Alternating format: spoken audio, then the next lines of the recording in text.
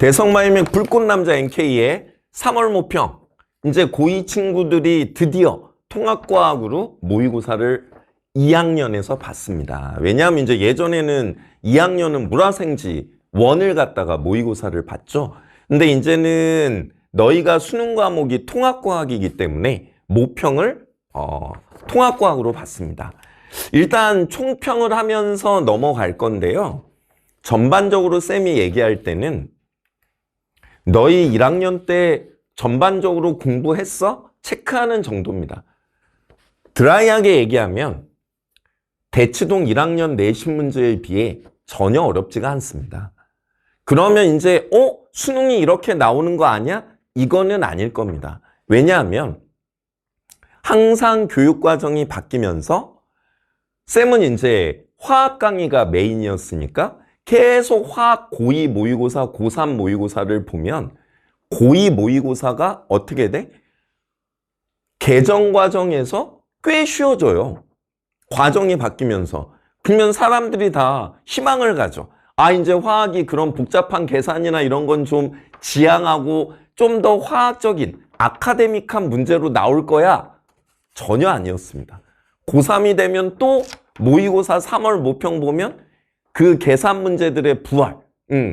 여전히 난도가 어렵게. 그러니까 이제 이게 지금 2학년 3월 모평이기 때문에 이게 어떤 수능을 보여주는 건 절대 아닙니다.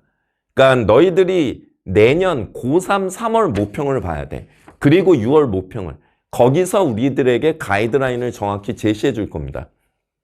지금 여기는 쌤이 써놓은 것처럼 너희가 1학년 때 통합과학 내신을 1등급을 맞기 위해 노력한 친구들이라면 그냥 쏘쏘 풀만한데? 이렇게 느껴져.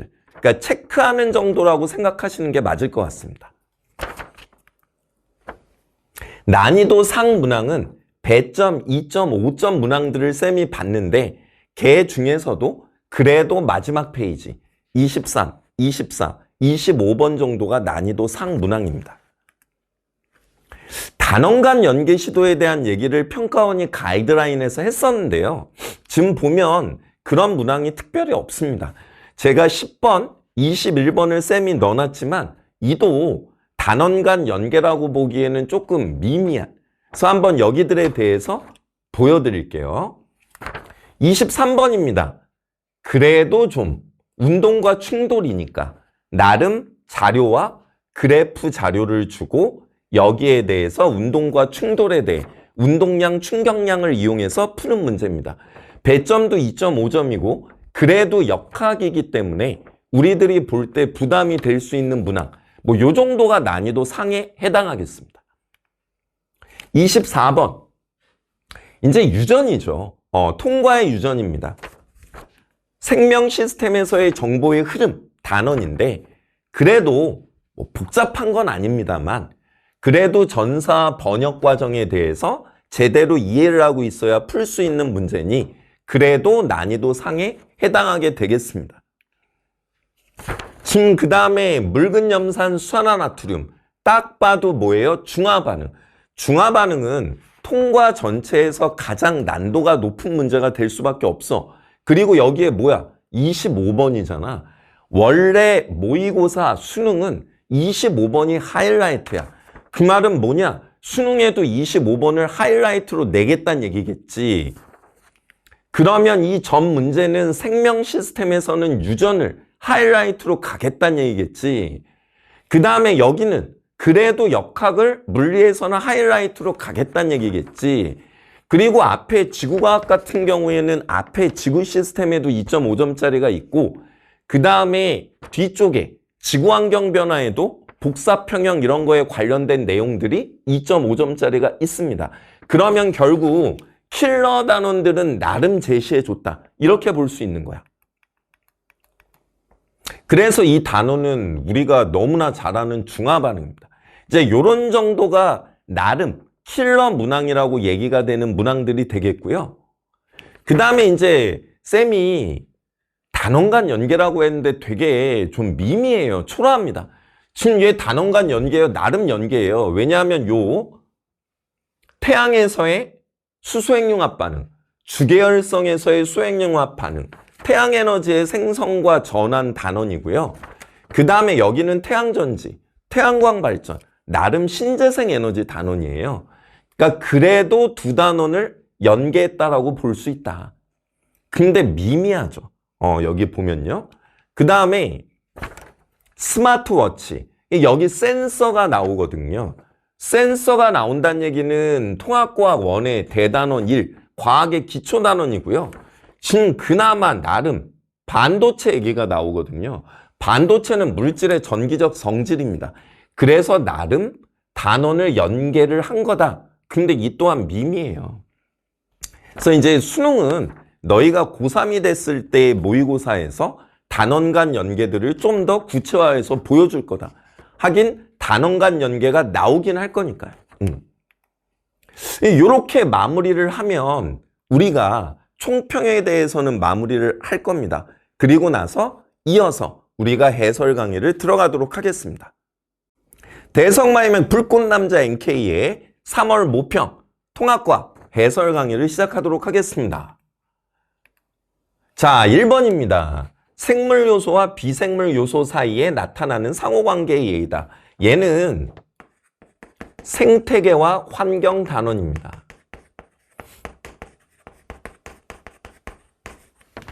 토양 속 세균은 사체와 배설물을 분해 토양을 비옥하게 한다. 지금 분해자의 얘기가 되고요.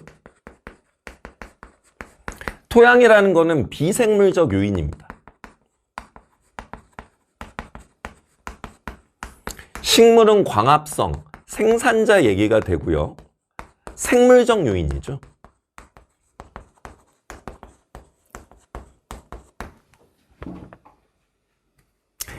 지금 여기는 생물권과 직권 사이의 상호작용이라 할 수 있습니다. 세균이 사체와 배설물을 분해했으니까요.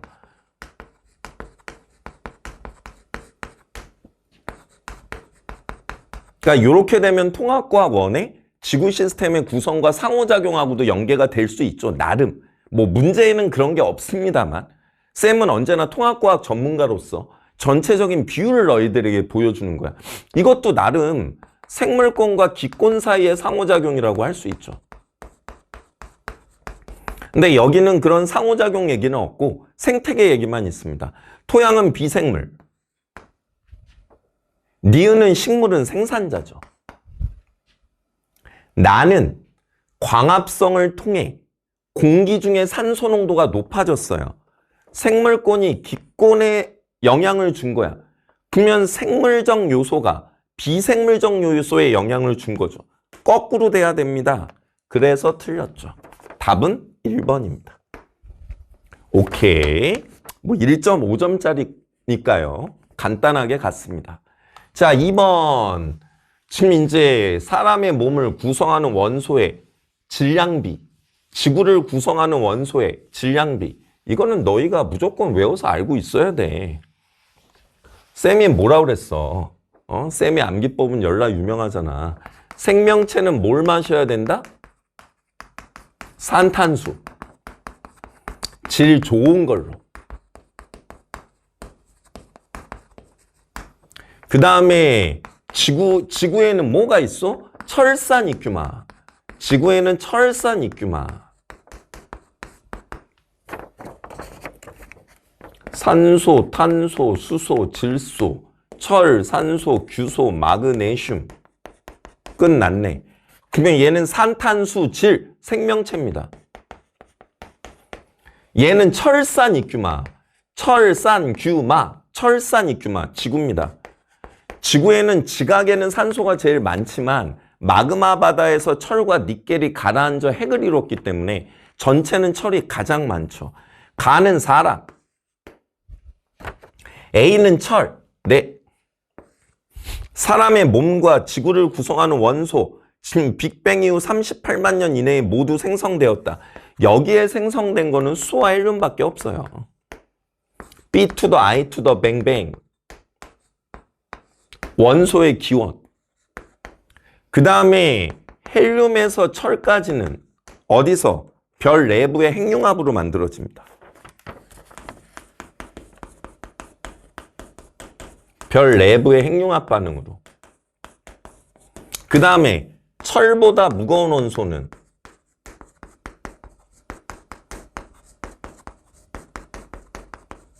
초신성 폭발 과정에 만들어지죠.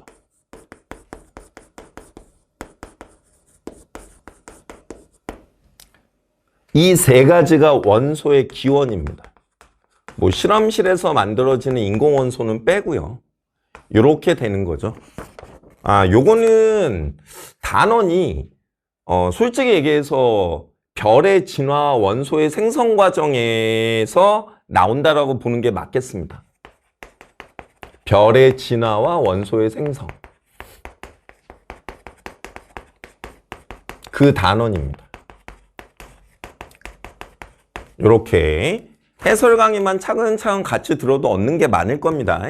한번 잘 듣고 정리해 보세요. 그러니까 틀렸단 얘기죠.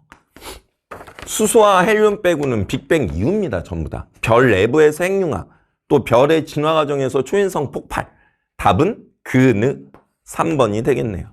오케이. 다음은 3번입니다. 라면 봉지. 쌤도 라면 좋아하는데. 심지어 우리 집에는 그 라면 끓이는 기계도 있어요. 집사람이 사다 놨어. 자, 라면 봉지에 표시된 조리법. 라면을 끓이기 위해 사용하는 물의 양. 지금 나는 싱겁게 먹고 싶어. 아유, 라면은 싱겁게. 그거 왜 먹는 거지? 굳이? 눈금이 있는 계량컵으로 물의 부피를 측정했다. 600ml가 되게 했어. 뭐 좋습니다. 끓는 물 550ml에 분말 스프와 면을 넣은 후 4분 동안 더 끓입니다. 좋아요. 조리법에 나온 대로 550ml의 물을 넣기 위해 눈으로 물의 양을 가늠하였어. 좋습니다. 일단 기억, 부피에 대한 얘기인데요. 기본량 7가지 기억나나? 이제 뭐 시험 끝나고 해서 뭐 다 까먹었나? 식일질전 온광물. 쌤이 이렇게 외우라고 그랬지? 식일질전 온광물. 일본의 식일질전이라는 지역이 있는데 거기 온천에 광물이 많이 나와서 목욕하면 뽀독뽀독해져. 괜찮잖아. 식일질전 온광물. 시간, 길이, 질량, 전류, 온도, 광도, 물질량. 그지? 지금 길이의 단위는 메다. 근데 부피라고 하면 메타의 세제곱이잖아요. 그죠? 근데 이제 여기에 더 유도가 된 밀리리터 단위가 나온 거긴 하죠. 그러니까 부피는 유도량이죠. 길이로부터 유도된 물리량입니다. 지금 니은에서 분이 SI 기본 단위다 아니죠. 시간의 기본 단위는 세크. 틀렸습니다. 세크가 되고요. 그 다음에 B는 물의 양을 어림하였다. 이거 지금 어림했다고 써있는데? 뭐 이거를 틀릴 사람은 없지, 그지? 어림하였다. 답은 그드. 왜냐하면 측정 도구를 안 썼잖아요. 눈으로 가늠했으니까. 그게 어림입니다. 측정이 아니고요. 지금 그드. 답은 3번 되겠습니다. 오케이? 요거는 과학의 기초 단원 되겠다. 대단원 1. 과학의 기초. 자, 4번. 근육에서 페달 보조형, 지금 전기 자전거와 이와 관련된 화학 반응에 대한 자료다. 포도당을 이용한 세포.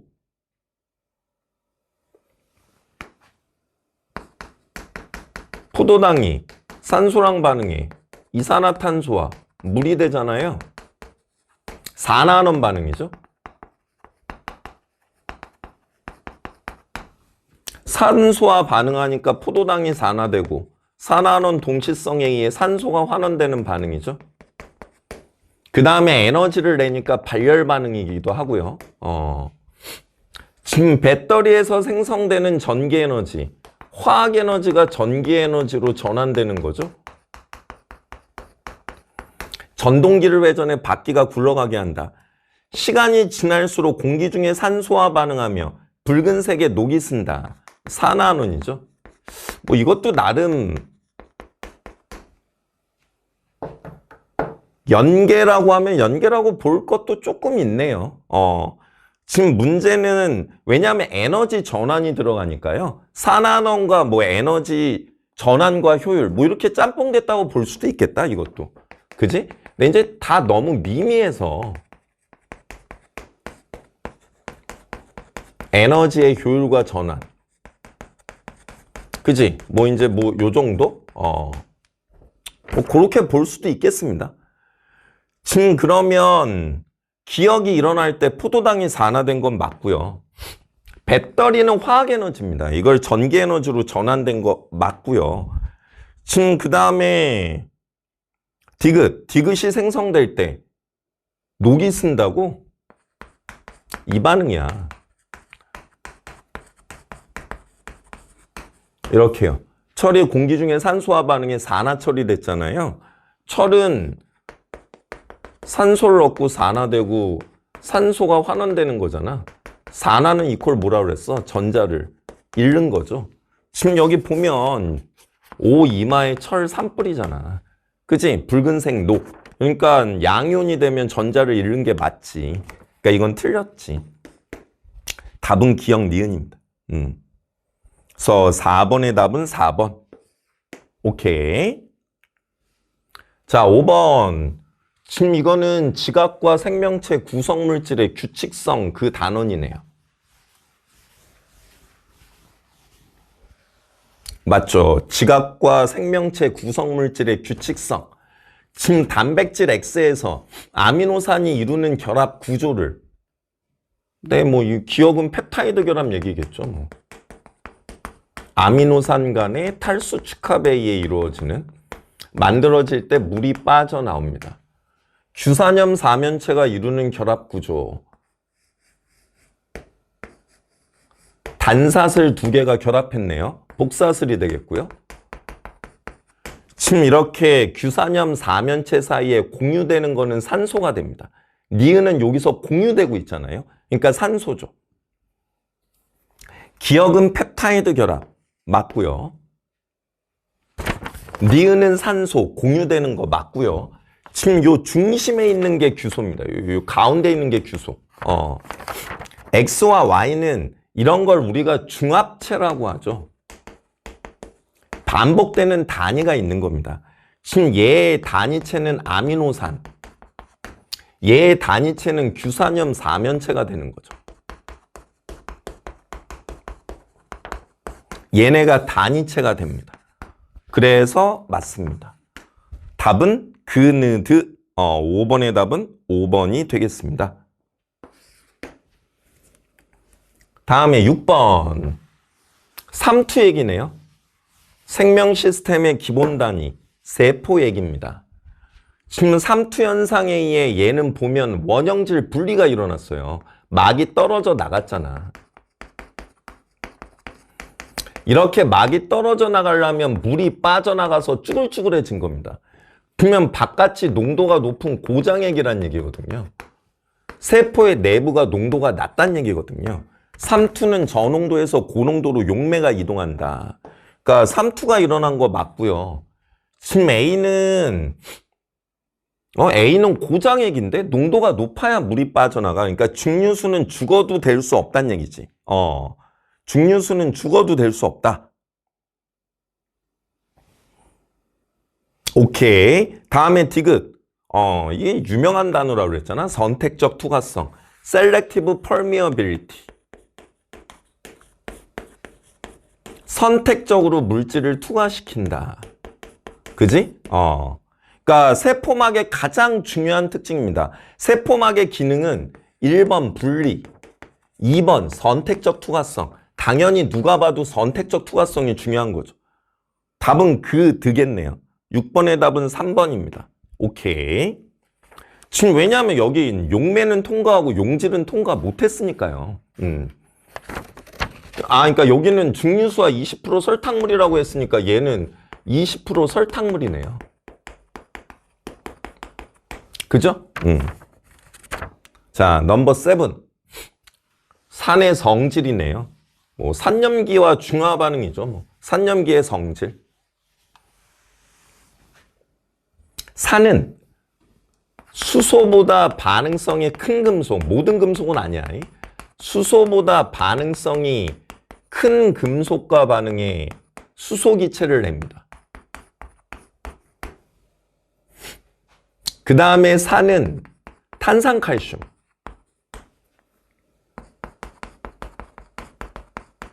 탄산칼슘.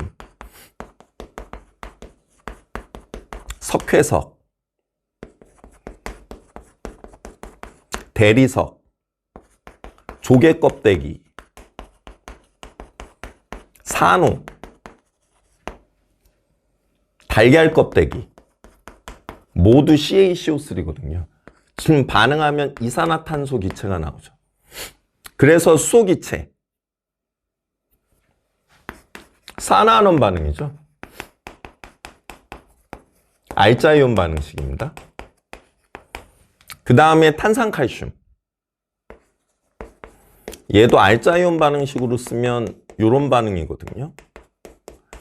H2O 플러스 CO2. 이런 반응입니다. 지금 얘는 산화환원 반응이고요. 지금 여기는 뭐 산화수의 변화가 따로 없기 때문에 산화환원 반응은 아닙니다. 근데 얘는 대표적인 산화환원 반응이죠. 마그네슘이 전자 잃고 산화됐고요. H뿔은 전자 먹고 환원된 반응이죠. 금속은 환원되지 않아요. 금속은 전자를 얻어 음이온이 되지 않잖아. 기억은 CO2다. 네, CO2입니다. 가장 중요한 특징이죠. 산의 성질에. 지금 원에서 아세트산 수용액 대신 염산 똑같습니다. 수소보다 반응성이 큰 금속이면 돼요. 그러면 수소기체를 냅니다. 산화환원 반응에 의해. 답은 느드. 그래서 7번의 답은 4번 되겠습니다. 오케이. 다음에 8번. 갈라파고스 군도 자연선택과 진화네. 그지? 자연선택과 진화 단원입니다. 지금 섬에 가뭄이 발생해서, 그러니까 항상 강조하는 탐구활동이죠. 섬에 가뭄이 발생해 작고 부드러운 씨앗을 맺는 식물이 크고 단단한 씨앗을 맺는 식물보다 많이 말라 죽었다. 지금 먹이 경쟁에서 진 거예요. 아, 여긴 씨앗을 맺는 식물이네요. 그러니까 작고 부드러운 씨앗을 맺는 식물은 가뭄이 발생하면 수분을 잃으니까 말라 죽는 거야. 근데 크고 단단한 씨앗을 맺으면 수분이 빠져나가는 거를 막기 때문에 얘네가 버티는 거지. 그러니까 자연 선택된 거네요. 씨앗을 먹는 A의 집단에서 그러면 이제 여기에서 무슨 일이 벌어지냐면 크고 단단한 씨앗을 맺는 식물이 많이 살아남았잖아요. 그럼 얘는 씨앗이 뭐야? 단단하거든. 그러니까 여기서 먹이 경쟁이 일어난 거죠. 지금 부리가 쌤 그림 잘 못 그리는 거는 익히 알지? 부리가 개 크고 두꺼운 애가 이걸 뽀개가지고 안에 있는 이 내용물을 먹을 수가 있잖아요. 씨앗을 먹을 수가 있잖아. 그러니까 부리가 큰 개체가 부리가 작은 개체보다 생존에 유리하지. 그래서 자연 선택된 거지. 여기서도. 가뭄으로 인해 A의 집단에서 부리의 평균 크기가 그래서 증가하겠죠. 뭐. A의 집단에 부리 크기에 대한 변이가 있었다. 다 변이가 있어요. 지금 이게 부리에 대한 변이가 있는데 걔 중에 부리가 큰 애가 위너가 된 거야. 오케이. 다음에 니은. 커진 거지. 왜냐하면 부리가 큰 개체가 크고 두꺼운 개체가 유리하거든. 얘는 다이다이 된 거야. 틀렸네.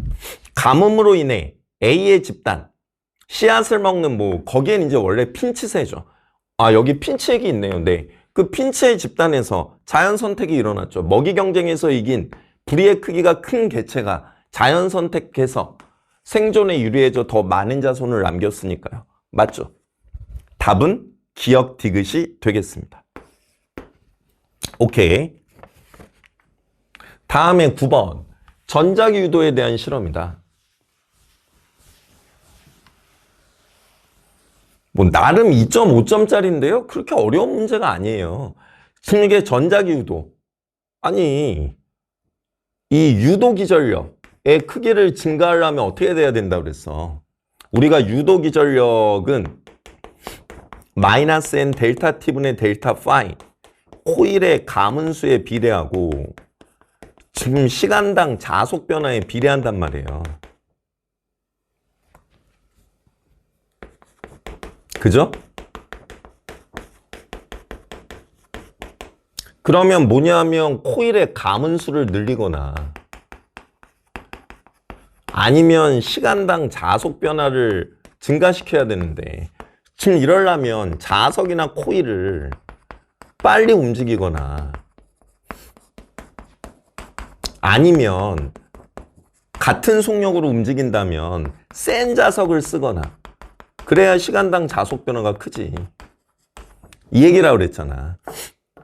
그러면 얘가 자석을 일정 속력으로 움직이며 P에 도달하는 순간 유도전류의 세기를 측정한다. 속력과 구성만 달리했다. 실험 가다를 진행한다. 자석 한 개의 크기와 세기는 모두 동일하다. 지금 여기에 전류가 2배란 말이에요. 그죠? 지금 전류가 2배잖아. 근데 자석의 구성이 똑같으니까 세기는 똑같은 거거든. 그러면 유도전류가 2배가 되려면 속도를 빠르게 하는 수밖에 없잖아. 그러니까 V보다 커야지. 그러니까 니은번은 맞겠네요. 그 다음에 유도전류가 흐르는 동안 코일을 통과하는 자기장은 일정하다. 지금 만약에 코일을 통과하는 자기장이 일정하다면 유도전류는 흐르지 않아요. 시간당 자속 변화, 자기장의 변화가 있기 때문에 유도전류가 흐르는 겁니다. 그러니까 기억은 틀렸죠. 니은. 지금 니은은 가와 비교할 때 속도는 같은데 지금 자석의 구성이 얘 2개를 묶어놨어요. 그러면 자석의 세기가 증가한 거야. 그러면 유도기전력이 증가한다니까? 센 자석일수록. 맞잖아. 그러니까 얘는 I0보다 커야죠. 작은 게 아니라. 디귿도 틀렸네. 그러니까 맞는 거는 니은밖에 없습니다. 오케이. 다음에 10번. 지금 이게 총평에서 나름 단원간 연계라고 했는데 사실 연계라고 말하기도 부끄러워서요. 지금 여기서는 델타 MC 스퀘어 질량 결손 줄어든 질량이 에너지로 나오는 거죠. 그리고 지금 태양은 주계열성 수핵융합 반응을 하는 거죠. 수원자액 4개의 질량의 합과 헬륨 원자액 1개의 질량은 같다. 질량이 보존되는 거는 그냥 화학 반응입니다. 지금 이런 핵 반응, 핵분열이나 핵융합은 질량 결손이 생겨요. 그러니까 질량이 줄어듭니다. 그 줄어든 질량만큼이 에너지로 변환되는 겁니다. 질량 에너지 등가 원리.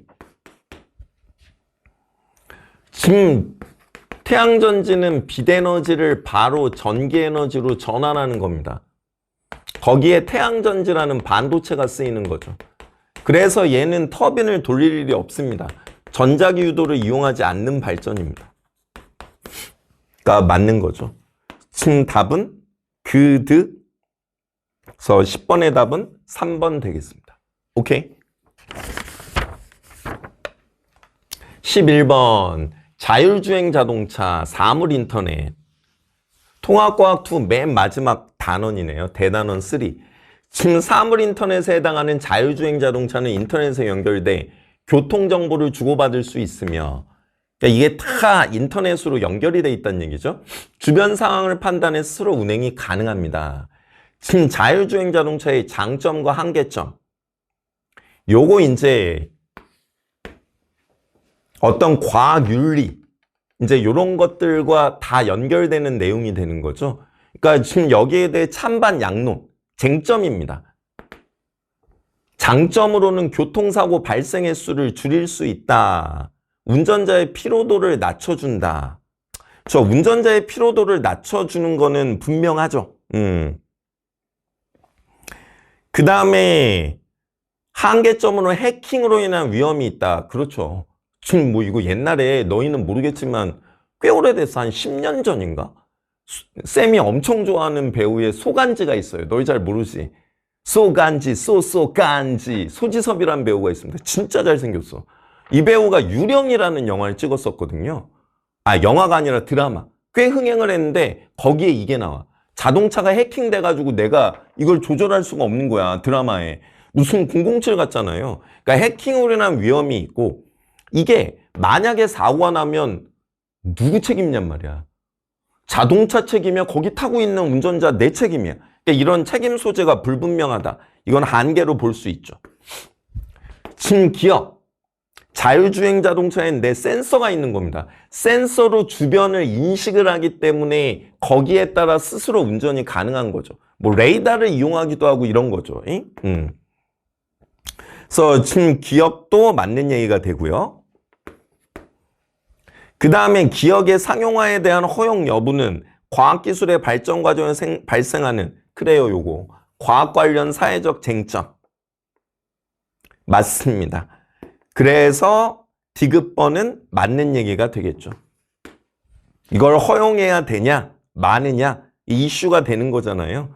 그래서 뭐 미국에도 테슬라의 자율주행 자동차를 자율주행을 인정하는 주가 있고 뭐 아니고 걔네는 막 주정부가 있고 지방자치가 많이 발달했잖아요. 그래서 그런 식으로 되는 거지. 지금 이거는 SSI 과학 관련 사회적 쟁점이 될 수밖에 없습니다. 그죠? 좋습니다. 11번에 5번입니다. 다음에 12번.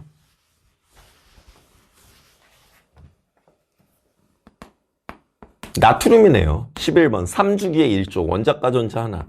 얘는 1번의 수소. 지금 X와 나트륨과 염소가 반응하면 이렇게 해서 이온결합 물질이 NaCl이 되는데 폭발적으로 반응하죠. Y2 기체와 Cl2 수소가 할로젠과 반응하면 할로젠화 수소 이렇게 되죠. 그러면 X는 3주기죠. 지금 껍질이 3개인데 뭔 2주기야. 그지? XCl 요거 주의해야지. 쌤이 이거 화학결합할 때 되게 강조하는 건데 여기 딱 전범위가 되니까 바로 뜨잖아. 지금 얘는 수용액에서 이온화가 되죠. 산의 성질입니다. 그래서 액체일 때는 전도성이 없어. 얘는 공유결합 물질이기 때문에. 이거는 산의 독특한 성질이야. 수용액에서 이온화돼서 전기 전도성이 있는 겁니다.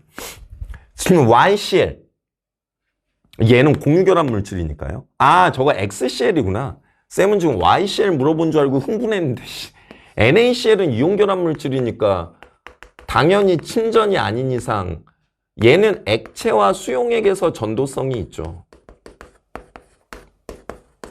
그 다음에 얘는 수용액에서만 전도성이 있고요. 뭐 쌤은 흥분했는데 YCl 얘기가 아니네요. NaCl은 당연한 겁니다. 지금 그 다음에 HCl은 공유결합 물질입니다.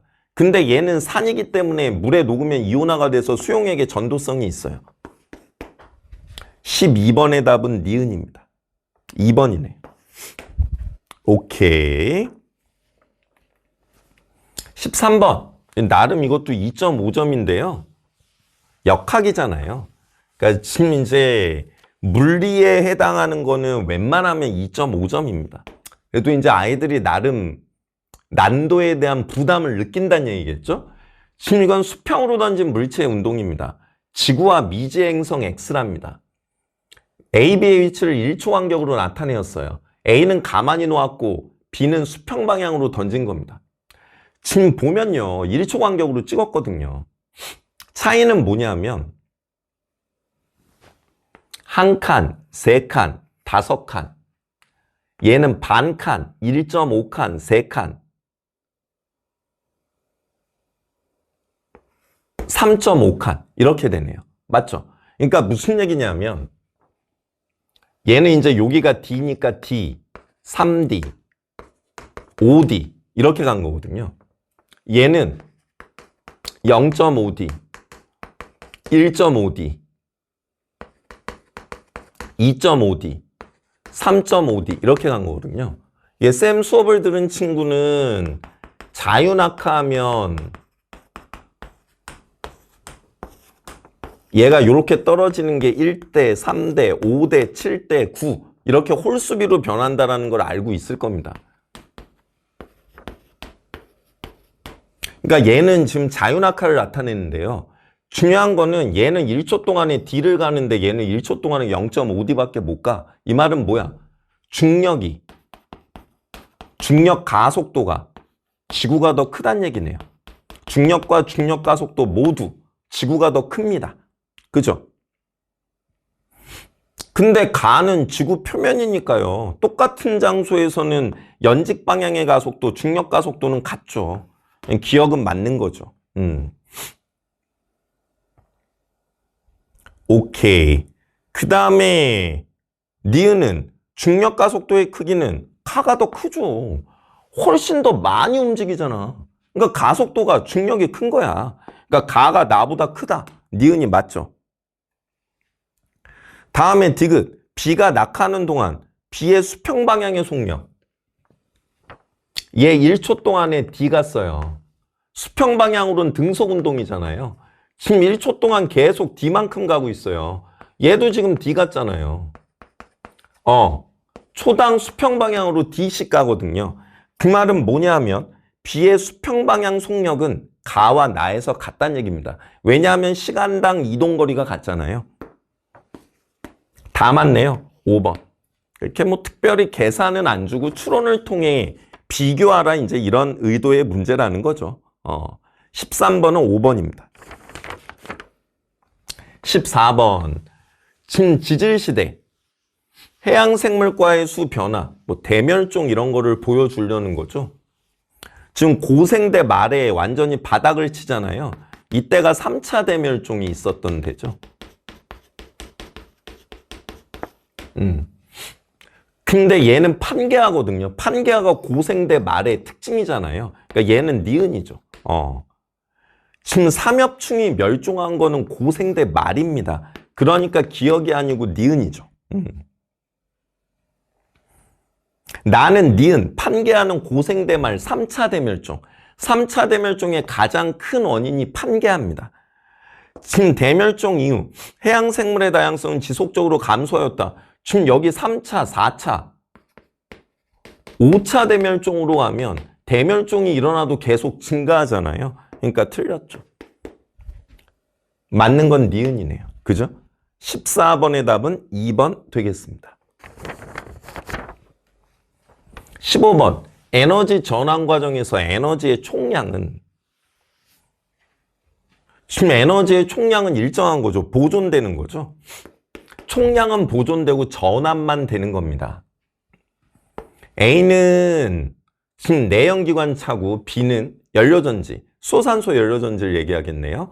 화석연료의 화학에너지, 얘도 뭐 수소의 화학에너지 1000인데 180 했으면 에너지 효율이 1000분의 180이고요. 0.18. 얘는 1000분의 540이네요. 0.54. 에너지 효율이 연료전지 자동차가 훨씬 좋습니다.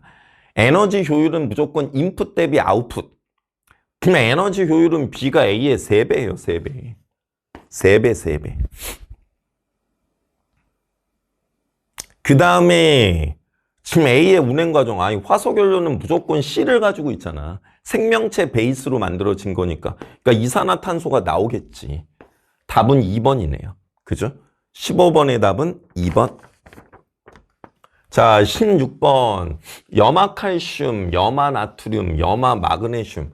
근데 이게 쌤이 웬만하면 고체가 물에 녹을 때는 거의 흡열 반응인데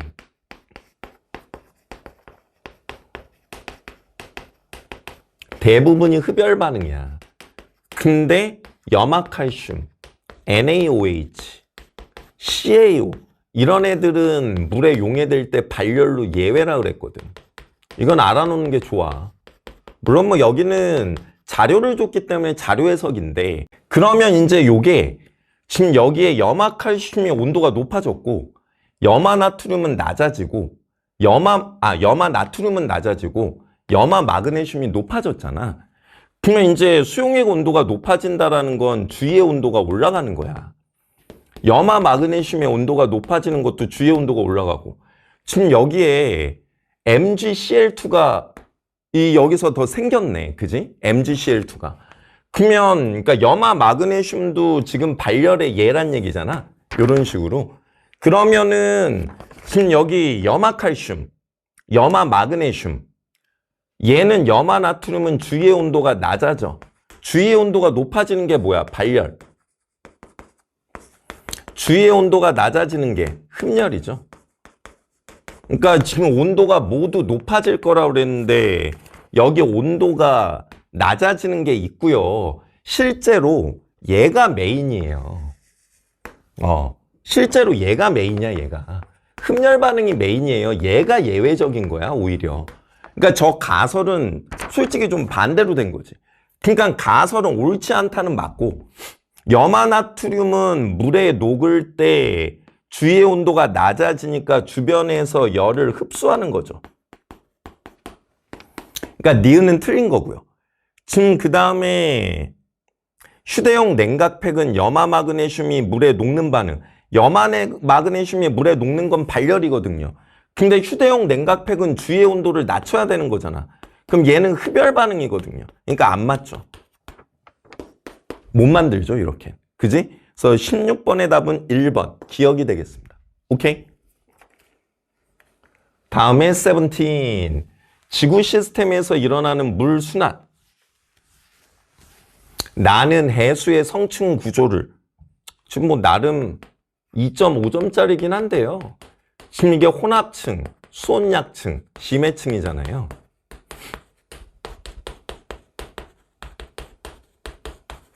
기억 과정은 물이 증발하는 거거든요.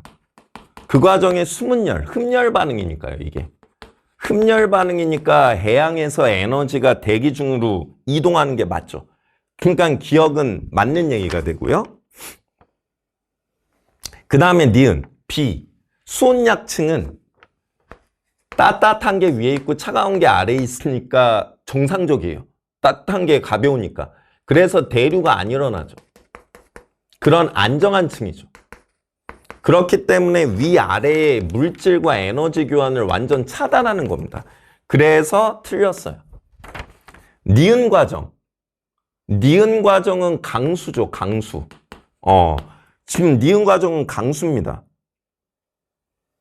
그럼 얘는 비가 내리는 건데요. 비가 많이 내리면 혼합층이 두꺼워진다 아니에요. 얘는 뭐야? 바람의 혼합작용입니다.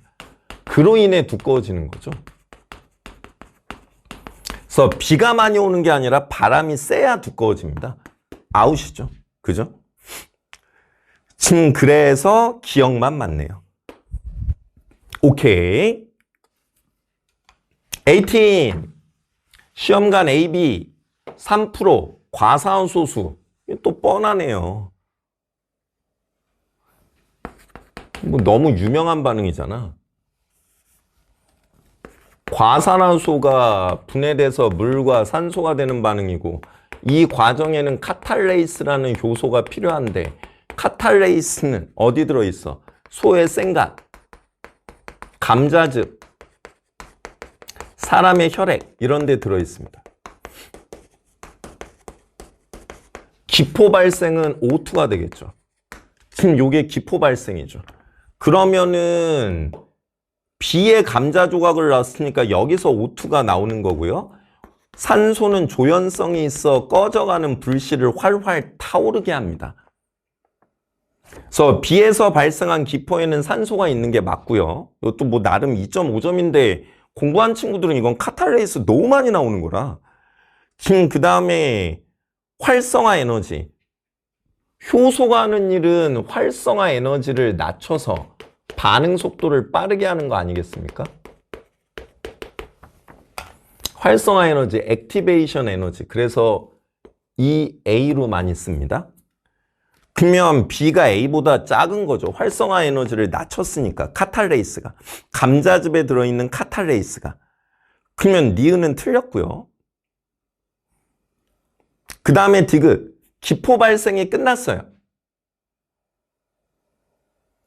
기포 발생이 끝났어. 근데 3% 과산화소수를 첨가했어. 과산화소는 반응물이에요. 근데 문제는 카탈레이스는 효소야. 효소는 반응 전후에 자기 자신이 안 쓰이기 때문에 재사용이 가능한 거죠. 그러면 재사용이 되는 효소가 있는데 반응물을 갖다가 첨가했어. 그러면 반응은 다시 일어나야지. 그래서 다시 기포가 발생한다가 맞습니다. 그래서 18번의 답은 그드 3번 되겠습니다. 19번.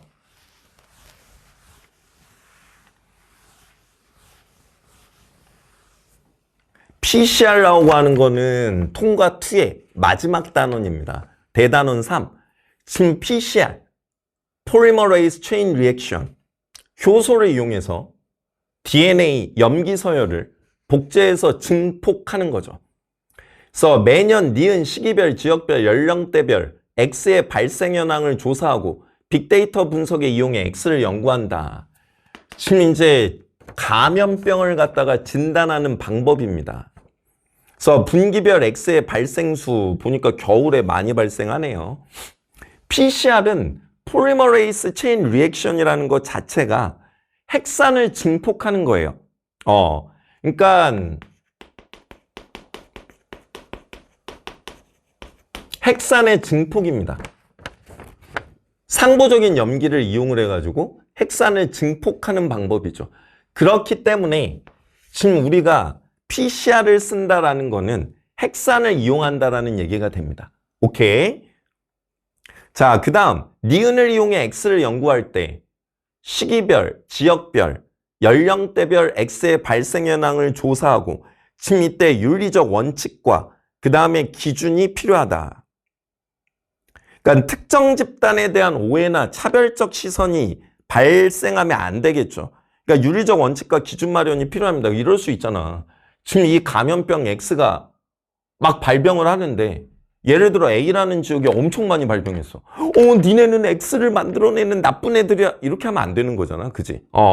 그러니까 이제 그런 얘기가 되는 거죠. 지금 빅데이터 분석 결과를 X의 유행 시기 예측에 이용할 수 있다. 예, 이거는 이용할 수 있죠.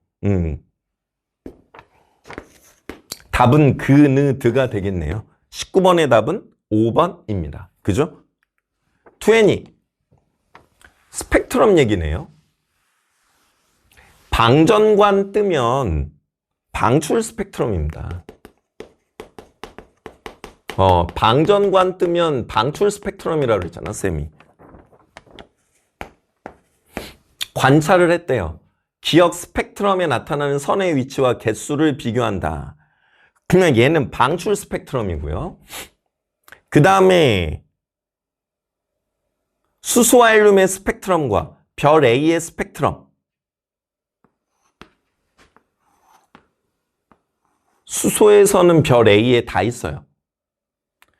헬륨에선도 별 A에 다 있네요. 그죠? 여기 보면 위아래가 다 일치하잖아요. 그러니까 헬륨에선이 다 있네요.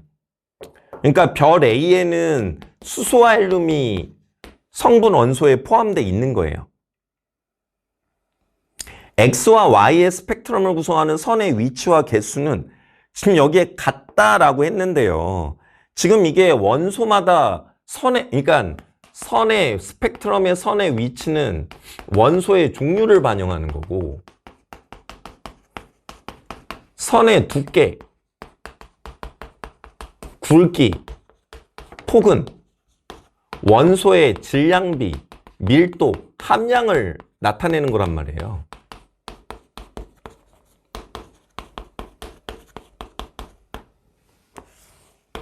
그죠?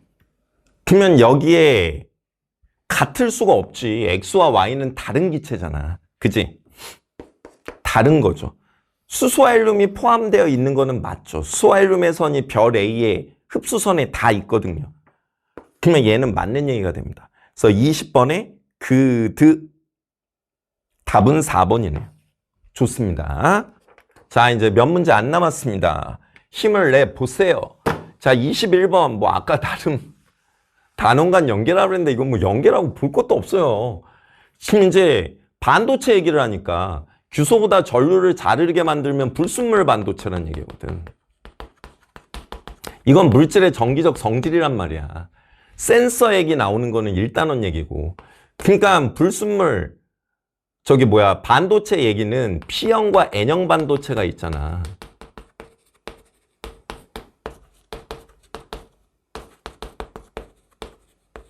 P형 반도체는 규소나 저마늄의 13조 원소를 첨가하는 거고요. 지금 N형은 네가티브니까 15족 원소를 첨가하는 거잖아. 그러면 전기전도성이 좋아지죠. 그래서 지금 스마트워치로 신체 활동을 분석해 정보를 산출할 수 있다. 그렇게 우리가 쓰고 있잖아? 쌤도 오늘 급하게 나오느라고 스마트워치 안 차고 나왔는데 다 나오잖아요. 스마트워치는 기억으로 아날로그 신호를 감지해 디지털 신호로 변환한다. 지금 우리가 스마트워치는 자연계의 신호들은 연속적인 아날로그 신호거든요. 이를 갖다가 디지털 신호로 변환해서 우리에게 보여주는 거잖아요. 그러니까 지금 이거는 맞는 얘기가 되는 거죠. 그 다음에 디귿, 니은, 불순물 반도체. 맞습니다. 그래서 전기전도성을 좋게 하는 거죠. 답은 5번이겠네요. 21번의 답은 5번 되겠습니다. 오케이. 다음에 22. 지금 나름 이것도 2.5점인데요. 대단원 2의 지구환경 변화에 나오는 복사평형 얘기가 여기 있고요. 그 지구환경 변화 단원에 나오는 지금 CO2의 농도 변화, 지구온난화 관련 얘기겠죠. CO2의 농도가 증가하니까 온실효과가 강화돼서 그로 인해 지구온난화가 온다? 이런 얘기가 되겠습니다. 그래서 대기 중에 이산화탄소 농도는 증가하는 경향이 나타나네요. 우상향하고 있잖아요. 속된 말로. 그죠? 지금 22번의 기억은 맞고요. 니은. 나에서 A값. 요거는 지구 복사 에너지가 나갈 때 대기가 흡수하는 거거든요. 지금 지구 복사 에너지는 적외선인데 대기에 CO2 양이 많아지면 온실효과가 강화되기 때문에 흡수되는 양이 늘어납니다. 그래서 지구온난화가 오는 거죠. 그래서 얘가 많이 흡수하면 지표로 재복사하는 양이 늘어나기 때문에 지구의 온도가 조금씩 올라가는 거거든. 그러면 니은번은 맞는 얘기가 되죠. 오케이. 그 다음에 디귿. 나에서 B의 값. 그럼 이제 여기는 B의 값입니다. B는 지구복사 에너지를 얘기하는 거잖아요. 그러면은 이 방출하는 B의 값이 우리가 복사하는 온도가 높을수록 커. 근데 1990년보다 2023년이 이산화탄소 농도가 높으니까 지구온난화가 일어났다고. 그러면 지구의 지표면의 온도가 더 높을 거야. 맞지? 그러면 지표면의 온도가 더 높아지게 되니까 방출되는 양도 늘어난다라고 봐야 되겠죠? 그러면 B의 값은 2023년이 클 것이다. 맞네요. 답은 그느드가 되겠습니다. 오케이? 그래서 22번의 답은 5번이 되겠습니다.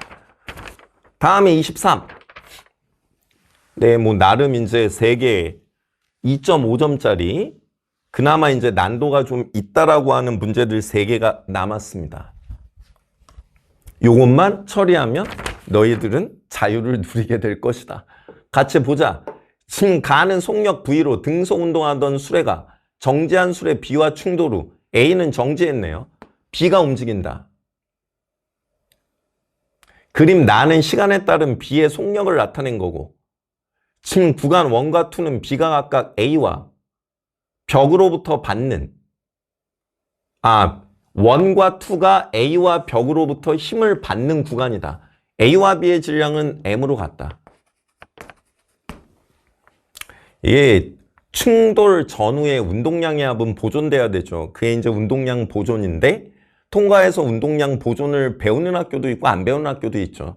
근데 운동량 보존을 안 배우더라도 충돌 전후에 운동량 변화량은 크기가 같고 방향이 반대여야 되기 때문에 얘가 M이고 V였으면 지금 얘가 정지한다는 얘기는 반대 방향으로 운동량 변화량이 MV이기 때문에 얘는 운동량 변화량이 크기가 크고 크기가 같고 방향이 반대려면 MV의 운동량을 가질 수밖에 없습니다. 그러니까 지금 얘는 운동량 보존으로 풀어도 되고요. 충돌 전후에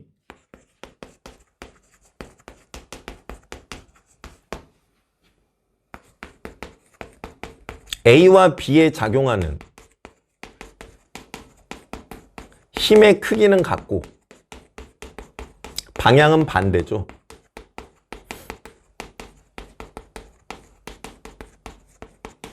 작용 반작용입니다. 그죠?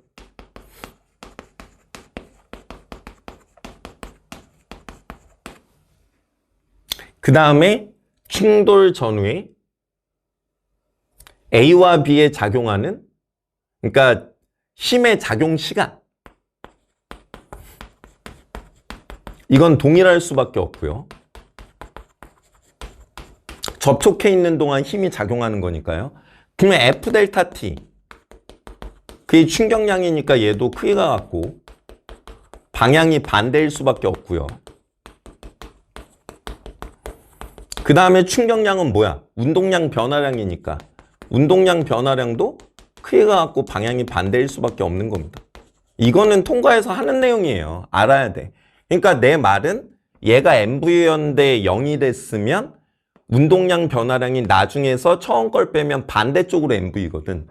그러면 얘는 크기는 같고 방향이 반대여야 되니까 운동량 변화량이 오른쪽으로 MV가 돼야 되거든. 근데 질량이 M으로 같으니까 속도가 같을 수밖에 없어. 당연하지 않을까? 질량이 똑같은데 때리고 얘가 정지하면 얘는 똑같은 속도로 튕겨나가는 거지. 그지? 오케이. 그래서 얘가 그 다음에는 벽에 충돌로 정지했네요. 좋아. 그러면 얘가 벽에 충돌에 정지했는데 그 시간은 2t. A와 B가 충돌하는데 걸린 시간은 t. 뭐 이렇게 되는 거네요. 그러면 원에서 A의 운동량 변화량의 크기, 그건 MV죠. 그죠? MV죠, MV. 지금 B의 속력이 0에서 V가 될 때 A는 V에서 0이 됐거든요. 왼쪽으로 운동량 변화량이 MV입니다. 그러니까 기억은 맞는 얘기가 되겠죠? 그 다음에 니은, B가 충돌 과정에 받는 충격량의 크기. 2와 1. 얘들아, 얘는 여기에 B의 운동량 변화량의 크기는 MV야. 2에서 B의 운동량 변화량의 크기, 이제 오른쪽을 플러스라고 잡으면 얘는 충돌로 정지한다 그랬어. 그럼 얘는 반대 방향으로 MV야. 근데 문제는 크기를 물어봤잖아. 그러면 쌤쌤이지. 그러니까 니은은 틀렸죠. B가 충돌 과정에서 받는 평균임의 크기. 자, 1과 2는 평균임은 델타 T분의 델타 MV, 즉 델타 T분의 I입니다. 충격량은 운동량 변화량이니까요. 근데 문제는 운동량 변화량 충격량은 같단 말입니다. 크기가. 근데 델타 T가 얘는 T고 얘는 2T야. 그러면 평균임과 시간은 반비례 관계에 있어요. 그럼 평균임은 뭐야? 2대 1이지, 거꾸로. 그러면 1이 2에서의 2배가 되겠죠. 크다가 맞네요. 오케이. 그래서 답은 그, 4번이 되겠습니다. 오케이? 자, 다음은 생명 시스템에서의 정보의 흐름, 유전입니다.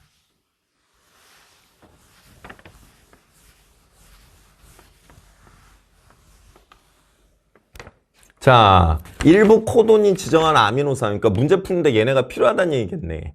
니은에서 사이토신수와 구아닌수의 합은 지금 디귿에서 사이토신수와 구아닌수의 합의 2배이고 가와나는 AD 중 하나이다. 좋습니다. 자, 그러면요. 지금 이제 이 문제를 풀려면 DNA 중에 어떤 게 주형 가닥이냐, 누가 유전 정보를 갖고 있느냐. 근데 여기 보면 T와 A가 상보고 G와 C가 상보적이에요. 그러니까 아래 게 주형 가닥이고요. 유전 정보를 갖고 있는 거고, 위에 게 비주형 가닥. 유전 정보를 갖고 있지 않는 겁니다. 근데 이 말은 뭐냐면요. 주형 가닥과 비주형 가닥이 상보적이거든요. 그러면은 이 mRNA, 이제 mRNA죠. 얘와 비주형 가닥은 똑같은 거죠. 다만 DNA엔 T가 있고 RNA는 없으니 U로 바뀌는 것만 다른 겁니다. 그러니까 지금 이제 이게 여기에 이렇게 CGG, ACU 이렇게 해도 되고요. 똑같단 말이야. T만 U로 바뀌고. 이렇게 여기서 상보적으로 해도 되고요. 뭐 요런 상황인 거죠. 지금 얘의 경우는. 그러면 여기는 GT의 상보적이니까 CA가 되겠네요. 이거는 됐는데 그 다음에 무슨 얘기냐면 니은에서 사이토신과 구안인수의 합. 니은의 사이토신과 구안인수의 합. 하나, 둘, 셋, 넷. 네 개인데요. 그죠? 디귿에서 사이토신 수와 구안인 수의 합의 2배. 그러면 디귿에는 C와 G가 2개 있다는 얘기겠네요. 합쳐서 2개 있다는 얘기가 되겠습니다. 그러면 지금 여기에 디귿이 자 그러면 말이야 여기를 봐봐. 지금 여기가 CGG ACU는 나왔어 이미. 코돈이. 그지? CGG ACU. CGG가 B잖아. 지금 ACU는 A땡이야. 그지? 그럼 여기가 D땡이니까 하나 남는 건 뭐야? 나가 C땡이 돼야 된다고. 구조가. 그러면 나가 C땡이면 C땡은 코돈이 CUG야. CUG. 그러면 요게 CUG가 여기 오고 그 다음에 D가 UCA니까 이렇게 된다는 얘기인 거지.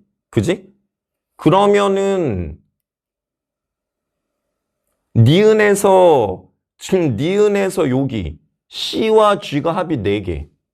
디귿에서 C와 G가 2개. 근데 이거는 따져보면 당연한 건데 이 정보를 왜 줬을까? 요거에 대해 퀘스천이 있네. 아, 퀘스천의 이유를 알아냈네. 야, 이게 이래서 사람이 문해력이 중요하네. 가와 나는 각각 AD 중 하나라고 했거든. 근데 이게 냉정히 말해서 A, B, C, D 다 다르다는 얘기는 아니네. 근데 지금 여기는 A인 거는 확실하거든. 그럼 이제 요 나만 처리하면 되는데 요게 디귿의 사이토신과 구안인 수의 합의 2배라서 디귿에는 얘가 2개 있어야 된다는 논리거든. 그러면 지금 여기가 U는 정해졌어요. 그러면 요 자리가 중요한 건데 여기에 C와 G가 2개 있어야 돼. 근데 여기는 C 하나, 여기는 C와 G가 3개, 얘기는 C와 G가 하나, 여기가 C와 G가 2개. 이게 C밖에 되는 게 없어. 그래서 딴 거가 있어서 C가 아니라 저 조건을 준 이유가 있는 거네. 그래서 여기가 C가 됩니다. 그러면 끝났네요. 기억은 그러면 얘가 UCA란 얘기는 여기가 UCA 이제 다 채워볼까? 이게 mRNA와 비주형 가닥은 같다니까. 근데 대신 U만 A로 바뀌면 되잖아. 그치? 그러면 이제 여기가 DNA는 U가 없으니까 T가 돼야 되는 거고. 그지? 그러면 C가 G. 아이고 잠깐 sorry. 여기가 T. 그러니까 mRNA의 염기 서열과 비주형 가닥은 똑같아야 돼. CUG, UCA가 똑같아야 되는데 DNA의 비주형에는 U가 없어. 그러니까 T로 바꾸면 돼. CTG, TCA, CTG, TCA. 아니면 여기서 상보적으로 일단 올라가. GA, C. 그 다음에 U의 상보적인 게 A, C의 상보 G, A의 상보 T. 그 다음에 다시 여기에서 이제 G의 상보 C, A의 상보 T, C의 상보 G, A의 상보 T. 뭐 이렇게 해도 되는데 비주형의 mRNA의 염기 서열하고 U만 T로 바꾸면 똑같다라는 걸 알면 되게 편해집니다. 이걸 할 때 익숙해지면요. 지금 그래서 기억의 염기 서열은 TCA죠. DNA엔 U가 있을 수 없어요. 그러니까 이건 무조건 틀린 거네. 그러니까 기억은 야 냉정히 얘기해서 그냥 무조건 틀린 거다. 알아볼 가치도 없어. 근데 여하튼 기억은 틀렸고요. 니은, 가는 A땡이에요. 그 다음에 디귿. 지금 그래서 얘는 A땡이라 니은은 맞고요. 디귿. 여기서 구안인 수는 유라실 수와 같다. 구안인 하나, 유라실 둘인데? 그치? 그러면 여기에 구안인은 하나고 CUGU에서 우라실은 2개예요. 같지 않네. 아웃. 그러니까 답은 2번입니다. 오케이? 이렇게 하면 되겠네요. 좋습니다. 이제 라스트 25번만 해결하면 되겠습니다. 이거는 거의 뭐 쌤의 시그너처라. 일가의 강산과 강염기. 일가의 강산과 강염기를 중화 반응시키면 이온수는 썩기 전에 많은 거 이기는 편이고 물 분자수는 지는 편이다. 뭐 푸는데 10초 컷이죠. 지금 여기가 BTB는 노초파. 그러니까 얘는 산성. 얘는 이미 염기성이 됐네요.